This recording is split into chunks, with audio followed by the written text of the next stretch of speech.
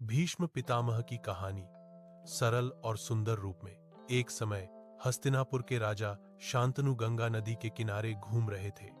वहीं उन्हें एक दिव्य स्त्री देवी गंगा दिखाई दी। राजा को उनसे प्रेम हो गया और उन्होंने विवाह का प्रस्ताव रखा। गंगा ने एक शर्त रखी, मेरी किसी भी बात पर सवाल नहीं करोगे।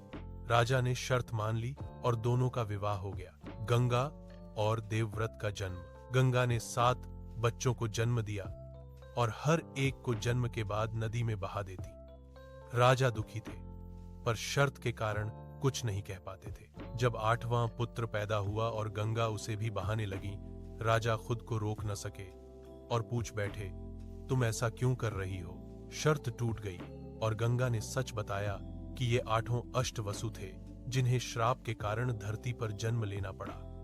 8वां पुत्र सबसे श्रेष्ठ था, इसलिए वह जीवित रहेगा। उसका नाम रखा गया देवव्रत, जो आगे चलकर भीष्म कहलाए। भीष्म का भीषण व्रत।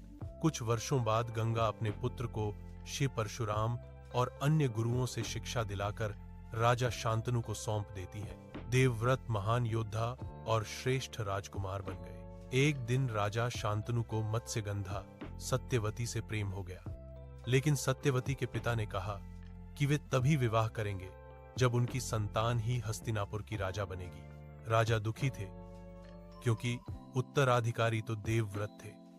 यह बात देवव्रत को पता चली और उन्होंने पिता की खुशी के लिए ऐसा प्रतिज्ञा ली जिसने पूरे इतिहास को बदल दिया। मैं आजीवन विवाह नहीं करूंगा और हस्तिनापुर के सिंहासन का त्याग करता हूं। यह प्रतिज्ञा इतनी कठोर थी कि देवताओं ने कहा, यह भीष्म प्रतिज्ञा है। तभी से उनका नाम पड़ा भीष्म। महाभारत में भूमिका। भीष्म पिता